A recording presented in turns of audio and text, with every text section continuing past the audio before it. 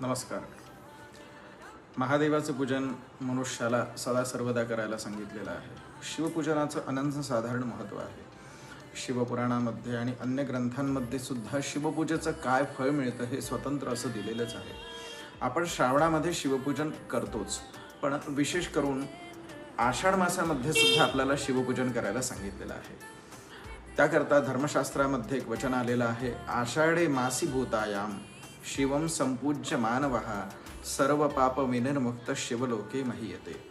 आषाढ महिन्यामध्ये येणाऱ्या कृष्ण चतुर्दशीच्या दिवशी जो कोणी मनुष्य यत्नाने शिवपूजन करेल, तेही शिवपूजन जर तो बाहेर जाऊन गावाच्या बाहेर जे मूळ शिवलिंग असेल या ठिकाणी जाऊन जर पूजन करत असेल, अशक्य असल्यास आपल्याच घरी महादेवाची प्रतिमा करून अर्थातच शिवलिंग करून अथवा घरी असलेल्या शिवलिंगाचं कोणी पूजन करत असेल, बिल्वपत्रादिकांनी अर्चन करत असेल, तर तो मनुष्य सर्व पापांपासून मुक्त होऊन शिवलोकाला पोहोचतो. म्हणजे अत्यंत असं उत्तम फळ त्याला शिवपूजनाचं या दिवशी प्राप्त होतं.